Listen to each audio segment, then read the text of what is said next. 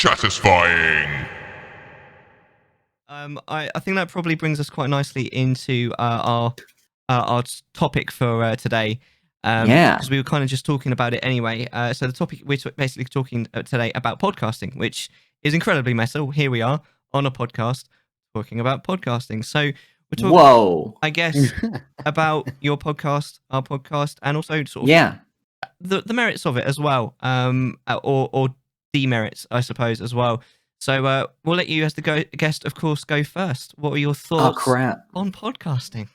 Okay. So I guess it depends on the project, because that's like a very broad term. But I think the one that we both have the most experience with is the talk show style podcast, or the interview/talk show, somewhere in that spectrum. I kind of put that all in like one category in my head, because they kind of bleed back and forth between each other, even within shows with established formats. So like, first, figure out what you're doing is probably important. And that can take as long as you need. The beauty of having an unknown podcast, I think the strongest strength of anything that just started out is your flexibility, because no one has any expectations of you and you don't really have a fan base for the show yet. You can try out every crazy thing you can think of to throw it at the wall and see what sticks. And from that, you'll learn a lot about, especially if this is a multi-person project, you'll learn a lot about each other and like your chemistry together, and about not only what you're doing, but what you want to do. And then you can have actual tangible goals and not just like loose goals. And then I think is really, really when it gets exciting, and you start to really like start thinking about branding and where you're going to put the show and such. I recommend it to anybody that likes the idea. I mean, the same thing with streaming. Anybody that has passion for it innately, you hear that, like you think about doing it and it makes you excited and passionate to do it. I think anybody should try it and see if they like what comes out. Like, watch your own episode back and see, like, is this salvageable? And if so, pursue it. And if not, Five Nights at Freddy's only got made because Scott Cawthon learned to recognize his weakness and work toward his strengths. So if it's fine either way. You learn something about yourself. It's a positive experience. Yeah. What were we talking about? I think I've just learned something about myself right here. So talk shows specifically, if you're gonna have guests on, that's a whole thing. If you're not gonna have guests on, then you probably need stuff to talk about. Wait, so you don't need stuff to talk about if you've got a guest on? Not necessarily. That's pretty much why I'm here. We know this. Yeah, that's why you have guests. You don't have to. You don't have to write as much. You can just think about them. No, what I mean is, with the absence of somebody who's new and interesting, that you can just talk about them and things they're interested in, and segue from other topics that they feed you through the whole, like, up to like 3 hours of just that without even having to really plan anything. Trust me, I know from experience. But it's good to have at least something to talk about, unless you just have that good of chemistry where you can just have a stream of consciousness 1+ hour unlull having talk segment. Then it's good to have, like, I don't know, funny news is a good fallback. It's my favorite. That's my secret, honestly.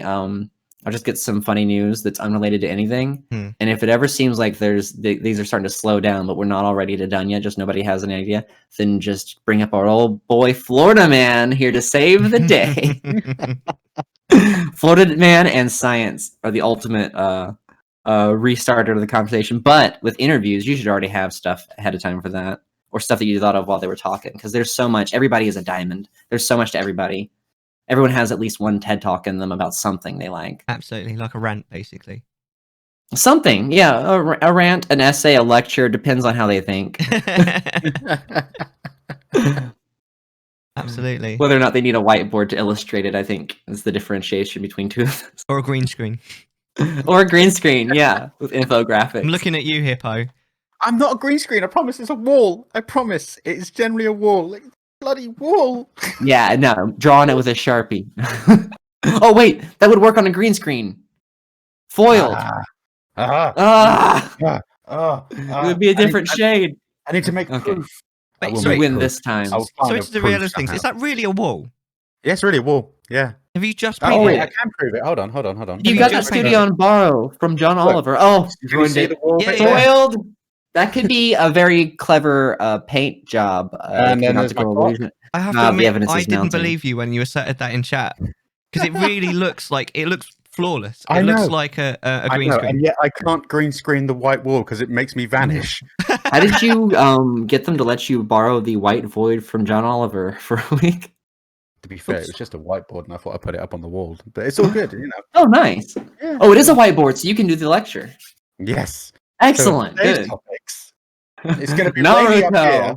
Start to finish. Yeah, no, it's generally just my wall, and my previous setup, I used to have all my my nerdy colors and paintings and stuff like that on the wall, all my geeky crap that I like to keep around. And I thought, do you know what? I want to look at it instead of it behind me. So I thought I'd turn the desk around, and then realized I have a light right in front of all my stuff looking at me, so I can't actually see any of my geeky stuff because there's a bloody umbrella in the way. So that's what you need the backlighting for, is just for your benefit, not for the camera. Pretty much, yeah. I will say the white void background, like, it pops out, like, it looks good. I think it does look good. Yeah, it stands out too. Like, I don't see that a lot. I feel angelic. It looks intentional. Yeah, like an Apple commercial or something. yeah. Not in a bad way though. Would you like me to fix your iPhone? I'm here for you. Honestly, I'm here to help. I have Apple genius, knockoff earbuds. Let's go. They look like Apple. Oh, bless. But yeah, no, it's just his. Professional audio equipment is also important for streaming. See, I wonder if I move my microphone, it vanishes almost. No, it's just okay. Okay. Not quite. All right then. We'll work on it. We're okay. Work on it. We'll paint it green. I got so much white stuff around me. I got a Hedwig. That's just like he's vanishes. That is. Oh wow! You could actually have a whole all white display behind you. That really good. You just see the eyes on Hedwig. Yeah. Sorry, what were we talking about? Podcasting. Podcast. Continue about podcasting. That was really interesting. Me? Okay. I want to know your thoughts on podcasting. Okay.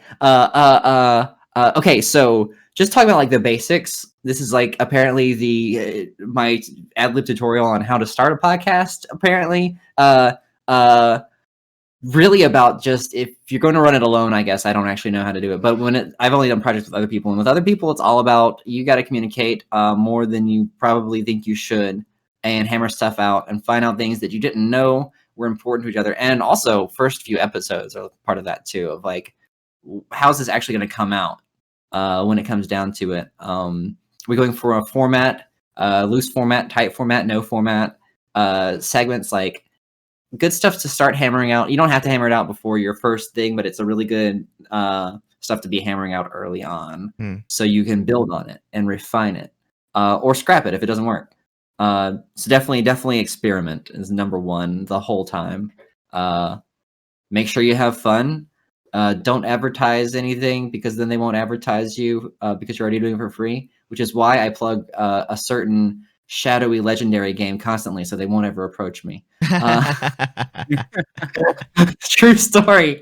I would do it now, but I don't want to corrupt any of your chances in case you want to sell out later. No thanks. Never mind the good sponsors. Okay. Make sure to get a sponsorship before you're worth anything. No, I'm kidding. Hashtag bad advice, right? Best advice: have fun. And it's one of those things, kind of like streaming or any other sort of thing in the gray area between passion, hobby, and this could be a thing that's beyond a hobby one day. That huge gray area that we exist and thrive in. You mostly will get out what you put in. So, I mean, if it's fun and you're excited and you can spare the time, put the effort and time into it, pour it into it, and see what comes out. Of course. Can't really go wrong. Worst case scenario, just delete all evidence of it.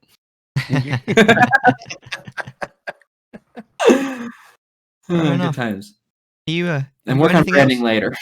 I forgot. I actually typed out brief notes on this way earlier. Oh, let's have the note. Yeah, go through your notes. Oh, that's everything I already said.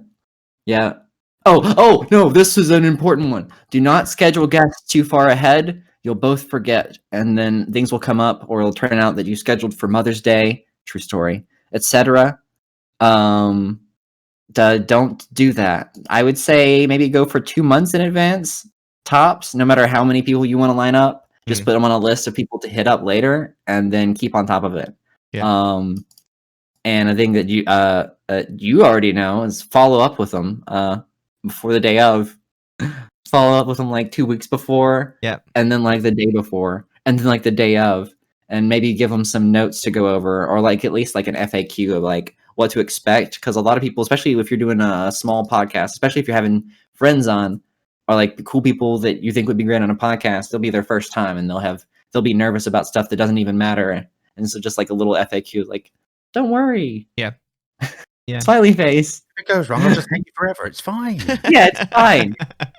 We'll just use this for the blooper reel forever and ever.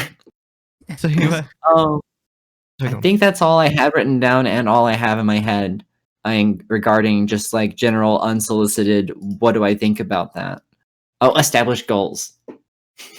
Which is I kind of touched on earlier of like establish like first goal is like finding out what your goals are basically, and then work on more tangible ones as you more figure out what you're going towards. These do not sound familiar. Shut up, Dick. Amazing. What about because obviously you run your own podcast, which we discussed earlier. You have guest hosts, don't you? But you. Oh yeah, we had a bit of a chaotic format. You're the person that organizes everything. Is that right? Or not? It's sort of. So it was sort of an equal collaboration, and has been in a bit of flux. Our journey has been sort of a rotating, revolving cast of separate shit posters who all have great on-air chemistry and all work well for the show, but schedules in real life and such, and hammering out like who's our actual core going to be, and then by chance, it's now essentially so we have 2 to 4 people that may show up if we need someone to fill in, and then me and our boy Gently Challenged as the headmans, and also just coincidentally the 2 that have actually kind of put in the most like actual effort into it. So it's kind of worked itself out on its own of just like a natural just communist style distribution of work where we didn't really discuss anything. And then he's been better at like landing guests because he's very charismatic and like organizing calendar stuff. And then we've got actually Deck and I have separately been working on some stuff for branding. Just things come up like this is things we want to do, and it's been very relaxed on our end in terms of like not trying to like tell anybody they need to do something, because it's like this you're here by choice. This is a hobby we're doing in our bedrooms and offices. Like, let's have fun first of all. Absolutely. And people might enjoy that. Absolutely, because it is quite a lot of work at the end of the day, isn't it? Oh, it is, yeah. Especially the editing. Post. That's our slogan. Our unrealized slogan is that we'll fix it in post. I've heard that on your show a lot. No, we never will, but we'll always say that, ironically, which will stay on the recording.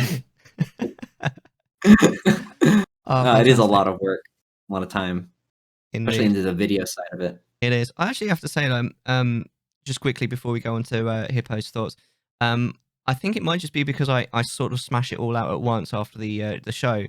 It doesn't feel to me like the editing takes a lot of time, even though it clearly does. It's all the setup that like at least cognitively feels like it takes a lot of time for me. But I think if you actually added up the hours, then it probably would actually be the editing that takes longer. Wait, did you do your homework like near the time it was assigned in school? Some and some. Do you not have ADHD? Because I can't relate. I don't know. I don't think so. It must be nice doing things in a relatively reasonable time span. Yeah, I guess I got that from my dad. He's like the most organized person that I know. I'm not as organized as him, but I try. Yeah, but it's got to be helpful to like actually get stuff done like when you plan to do them. That seems really fun. And rewarding. You should try it. I'm kidding. It seems a lot less stressful than my process. So, Hairy Hippo, what do you think about podcasting? Okay, so I'm in 2 minds still about the whole thing. Not so much like Chattisfying. I love Chattisfying, and I'm deeply honored to be part of it because I was on with your old bit and as a guest, and I really enjoyed it. And generally, I really like talking anyway, but it's usually a load of shit that I talk about. And that's just how I roll. And I look everywhere nowadays, and I feel like there is podcasts about absolutely everything. by the absolute metric fucking shit tons of it. It's just everywhere of everything.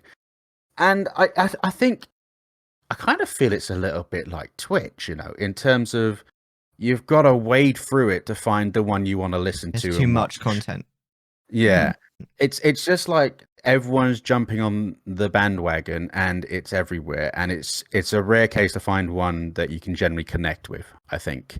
But when you do, I think you're stuck on it in life. It's like, a series of books or like, a TV series or something like that. You're hooked on it, you're waiting for it, and it's great. It's just finding that kind of thing, which I think is when you're chucking it out onto like YouTube's or the podcasting stream sites you were on about earlier and stuff like that, then it kind of makes sense to do so. But I don't know. I mean, I ummed and ahed in my early to mid career of streaming to doing it, and I had a couple of options, and it was like, I don't know if because it is a lot of effort. I see how much. I mean, like I was saying before this started, I'm pretty much the pretty face of this thing. I come in and I talk dirty. We have a laugh. It's great, and I can go to bed. It's fantastic. Have a play with myself, and done. Mellar puts so much into it. It's absolutely insane, and I envy his skill, or anyone who can put so much effort into it. Because like I said, I watch some things, and I'm a huge World of Warcraft fan, so I watch some stuff about old World of Warcraft content, like with Classic and all this kind of stuff. So there's a lot of classic podcasts out there, and it's got the streams that I like that are on it, and they have some interesting points. But from an outsider's perspective, when you don't really do it, you look at it and go, well, that's just a nice overlay and a few cameras and done. And then they just chat and enjoy and digress all day long. Oh, it does look easy, yeah. It does look amazingly easy, and you think, oh. But then again, if you're doing a streamer thing, obviously your own overlay setups, you put a lot of care into your thought on how you're going to present yourself and that kind of stuff. So I can understand to a degree, but then it feels like podcasting is a whole other level above that. When it comes to, obviously, you've got to formulate your guests, make sure that all the chemistry works. You've got your topics you want to talk about, make sure that they're comfortable with it. Like you said, with the FAQs and all that kind of thing, it's fantastic and it's really cool. But again, like there are only a handful that I would watch. My main weird issue is podcasts, which sounds really strange because we're doing it right now, but podcasts that have a visual element to them. Hello. Yeah, but I think I think Hairy Hippo is referring to the clip game that we're going to play in a few minutes. Yeah, I mean, I love every aspect of this, what we do. Like I said, Mellar is like, he's a genius love child of this thing. It's amazing, and it's just. But I look at it and think, isn't podcast? Because I remember when like OG podcasts were coming out, it was literally you listen to it and that was it. It was a little bit you listen to, almost like an audiobook to when you catch it, you download it, and that's it, you're done. If this is technically a vodcast, do they have a different term for it yet? Because I don't know, because it feels more like a vodcast. Because most like most podcasts you catch them on YouTube or maybe on Spotify or another platform. So there are other brands available, ladies and gentlemen.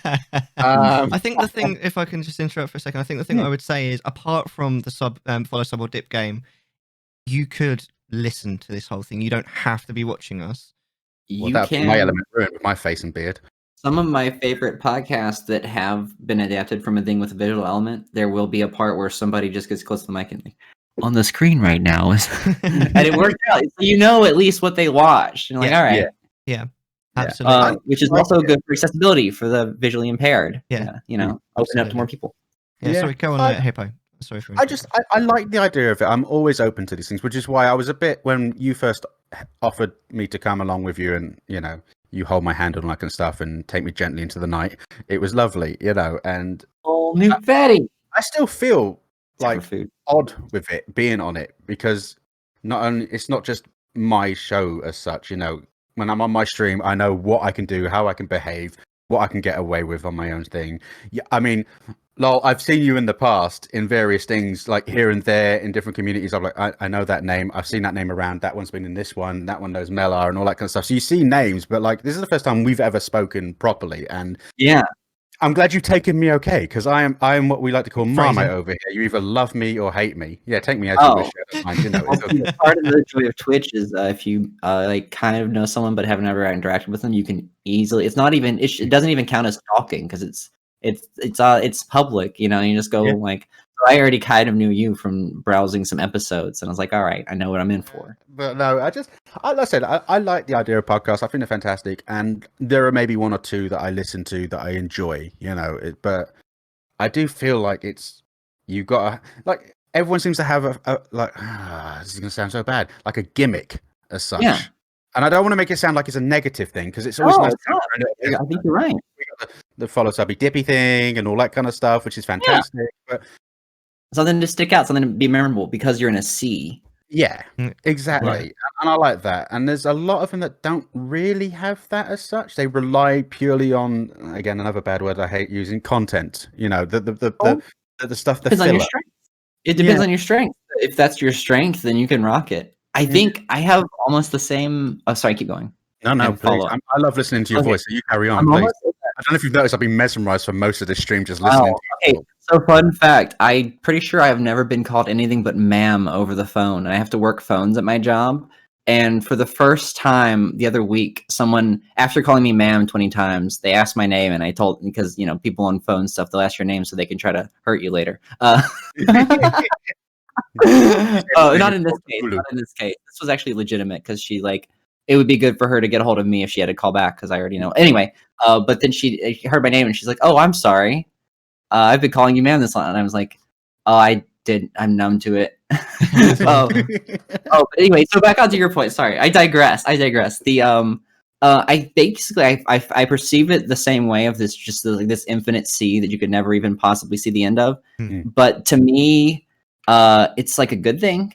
Like, I enjoy that there's so much, because I don't know. I think it just comes back to when I feel overwhelmed by how many options there are. I think back to when I had 4 NES games for like 5 years, and that was like there was nothing new. And then how just inverted the dynamic is now, and how I think just being the new boomers, which are millennials, having played it in NES and only had 5 games. We had to go rent one at the movie gallery or whatever, and it was you just had to look at the box art because there was no internet to look things up on. Or if there was, you couldn't look up what a game was like. You could like find a GameFAQs text guy. You know, it was a different time.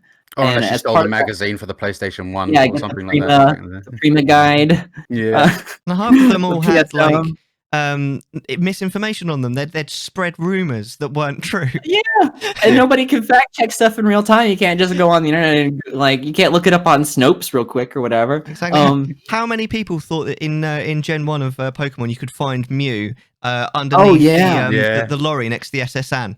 It's complete crap. Okay, one last digression you reminded me of. I love that one of the speedruns for one of the, I think Pokemon Fire Red, the original Red, one of the Pokemon speedruns involves holding down the B button from the title screen until a certain part of the intro trailer, and it like manipulates the RNG. I love the idea that we all know dozens of that one kid who is telling everybody you got to hold down B to get the Pokeball. He was actually onto something the whole time, and I love that ironic twist there at the end. Okay.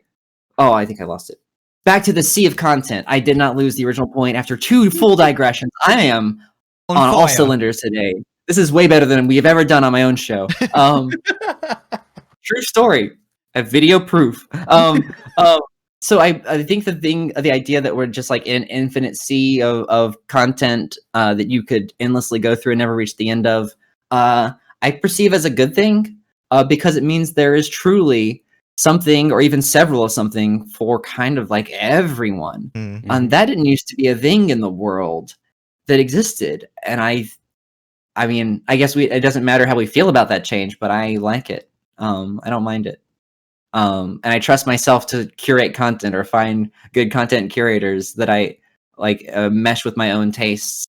So I think it's a good thing overall, because at least there's stuff to choose between. We don't have to just like, not like the 4 cable TV channels that are even worth watching, because the only 4 channels that are even worth watching have nothing on that I like at the time.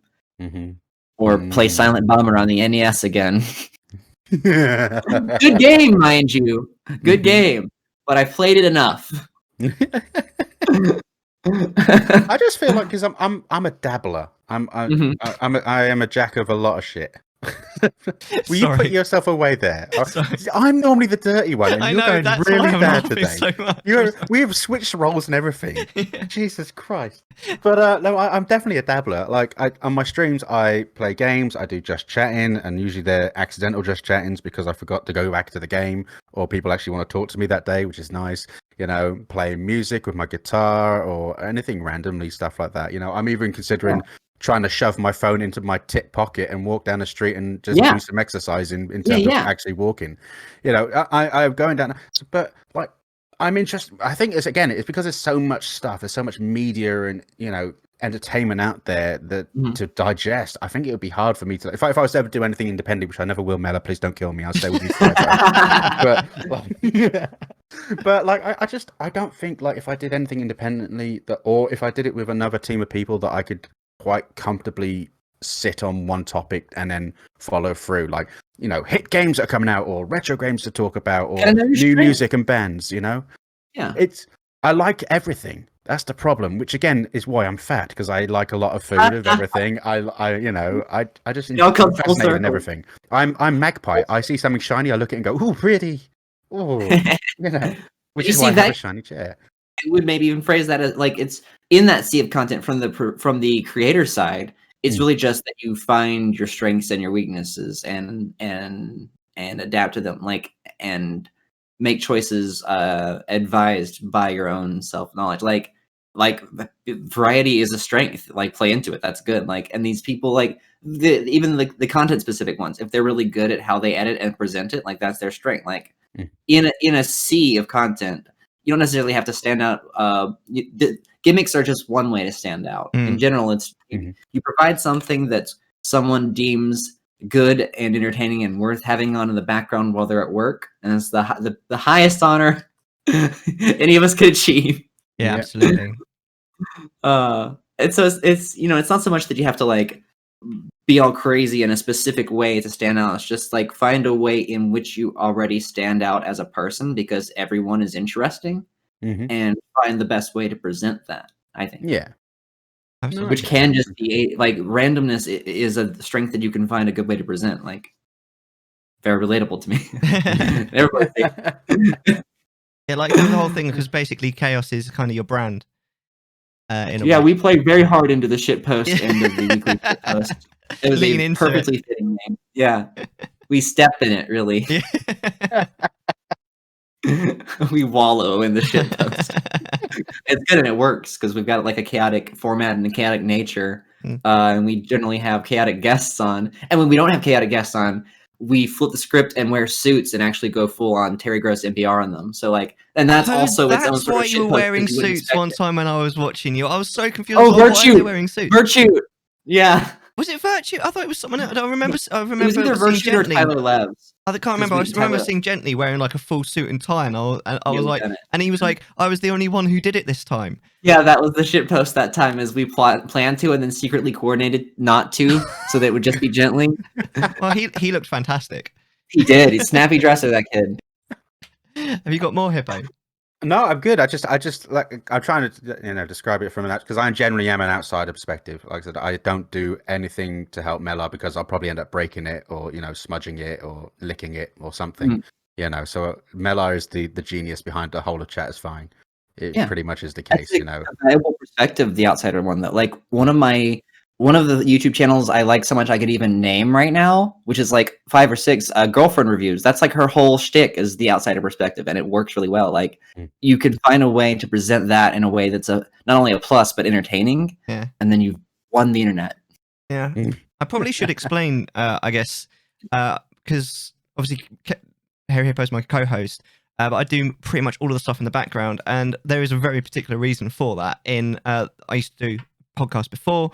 Lolt was on it, and it was more, or we tried to make it a bit more of an even thing, and it didn't work, basically. And did you say it was too formatted? Was it too tight? Well, no, it was just. There's never wrong with too tight. All right, just throwing it out. It was basically the fact that obviously we were trying to keep it even. I wanted basically things to be a bit more organized, so I knew what the fuck was going on.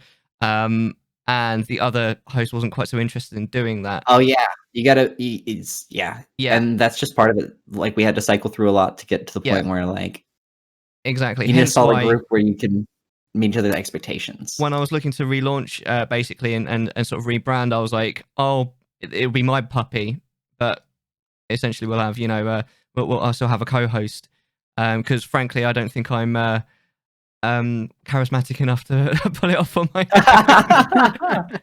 And it's great to have someone to bounce off of. And honestly, I'm so glad that you agreed to do this with me. I really appreciate it, and I really love doing it. And I think that's the main thing. I love the fact you want to bounce off of me, to be fair, so that's good.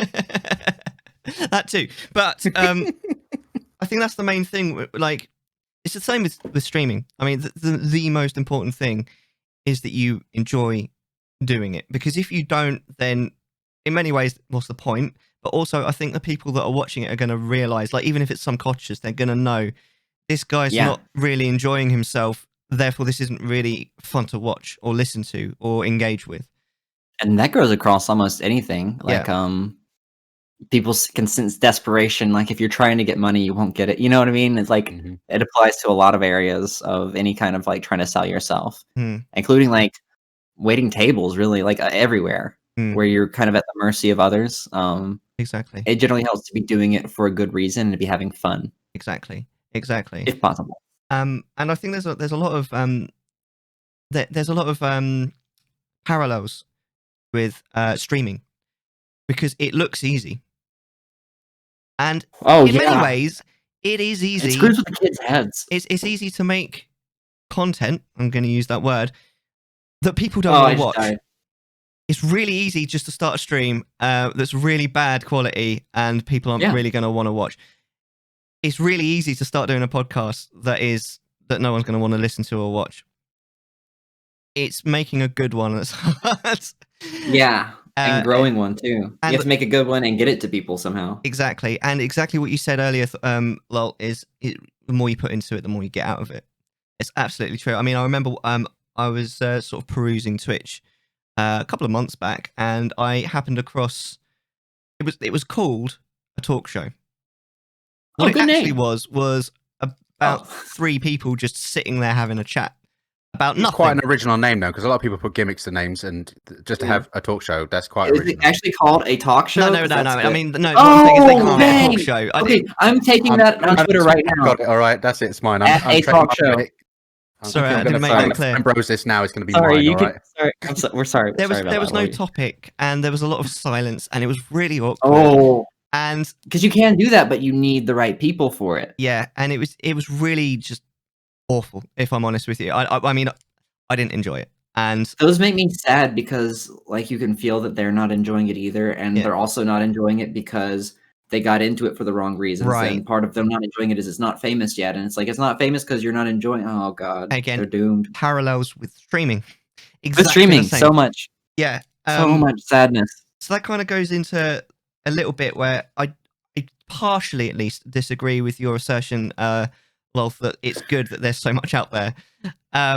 Because earlier, just before the stream, we were talking about Vine, weren't we? And you said, because we were talking about how you didn't really watch it when it came out, and you quite like the what are they called? The videos, the curated videos on YouTube, like the best of Vine and all this kind of thing, because someone's already filtered out all of the crap, basically, and presented you with only the best ones. And I think in many ways, it's again, it goes for streams and for podcasts. It's the same there. There is a lot of crap to wade through. There's a bit of rubbish, yeah. To get all. I mean, I love how you say rubbish. That's amazing. Oh, I'm an Anglophile. I've always said rubbish. You are perfect in every way. I know. This actually goes back to my earliest inspirations for podcasting is staying up too late, and on the local NPR station they'd swap to the BBC World News Hour at like 2 a.m. or so, or whenever it comes on over there in the morning. Yeah, around 2 a.m., like 8 a.m. over there. Did they have a BBC voice? They're like, "Hello and welcome to the BBC." Yes. Good times. Good times. Wait a second. That was the same accent that I did. No, I can't do a good accent. I was just doing the one from my memory that's bad. Give it a 7. I'd definitely give it a 7. I weren't bad. If I'm not on the spot, I can pull it off just because I've seen too much British comedy. It just bleeds off on you after a while. I went BBC and Lolt went Cockney. That's fine, but it wasn't Dick Van Dyke, so it was okay. I didn't identify it as Cockney, so it's fine. Oh, I actually had a follow-up.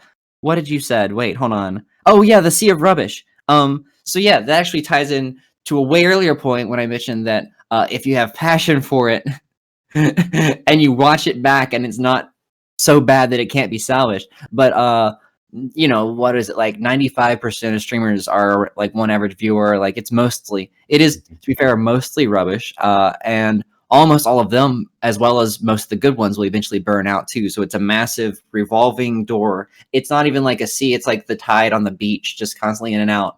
Except there's little hermit crabs that just dig into the sand, or clams, or whatever works for this metaphor. Clams are pretty cool. And they just sit around and, you know, oh my god, the clam metaphor works great. And they filter nutrients as the waves come in, and you collect more and more friends that you believe will actually stick around for a while. Yeah.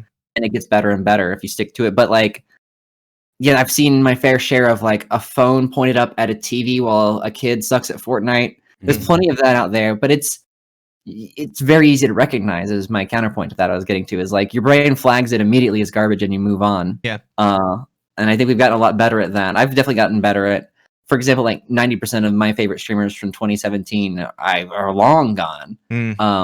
But the ones that have stayed, like this guy Virtue, you know, he was on the show. I know. He was on like 2 episodes ago. Yeah, he was on our show. He's probably our best episode, which I've said like about 20 episodes. But I digress again. The people back then exhibited signs that were, in retrospect, obvious that they had what it takes. Like they had the passion, and knew what they were doing, and were going to eventually continue to grow, because they're just a blast to watch. And it's really easy when the easiest way to tell is it fun to watch or not. Yeah. So yeah, I think ultimately at the end of the day, if you want to do it because you want to have a bit of fun with it, then just go straight ahead, do what you want, and see what happens. Watch the VOD though. People don't watch their VODs, and they have like bad pixelation and stuff. I've been saying that recently on my stream, because we obviously, I can't remember why, but I said we always watch your VOD, always, just as a streamer, or you know, as well. Not all of it, because you know, you don't want to sit, you know, stream for 6 hours and then maybe watch all 6 hours. That's maybe a little bit mad, but unless you're egotistical. A couple of hours of it. Glance through it. Yeah. Make sure the mic sounds okay. Yeah. See if your bit rate's, you know, not bad. Yeah. I watch about half of my VOD normally, and there's always something that I'm like, oh, I want to change that. Every time, there's always improvements to be made. Always. But being your own worst critic can be helpful in certain circumstances. Exactly. But yeah, no, if you want to make it a little bit more user friendly, but something that someone's going to want to watch / listen to, you've got to have you know, a relatively, you got to know what you're going to be talking about. You got to know you know, the format. You like, just having no format, it's not going to work, because at the end of the day, without a format, it's just people sitting around chatting about pretty much nothing. Which also feeds into the time and effort thing. Exactly. Like it can even just be, as the thing that mattered can just be that you actively thought about it for like 5 minutes one day. Yeah. that's the start of it right there. I think at the end of the day, once you've concluded all of the like everything, all of the prep work, getting together the clips for the clip show, making sure that everyone's on board, Hippo and the guest, and you know, doing all of the other bits and pieces and making it all work. I reckon each episode probably takes about 12 hours, including all of the you know, edit stuff at the end. You know, that's quite a long time. That's why I only do it once a month, because I know if I wanted to do it weekly, which is how we used to do it on the old one, there's no way, it's not going to happen. You know, I've got a full-time job, a kid. I mean, I might be able to do it if I literally didn't stream elsewise, but it was just like, it's never going to happen, which is why it's monthly. But yeah, you just got to know, really. You've got to sit down and think about what you want, like what you want what you want to provide to people, and how you're going to do it. And obviously, it's not going to be perfect, but you can always make adjustments as you go along. It won't be perfect, but it could be salvageable. You can fix it in post, right, Lolthulhu? Yeah. Consider yourself satisfied.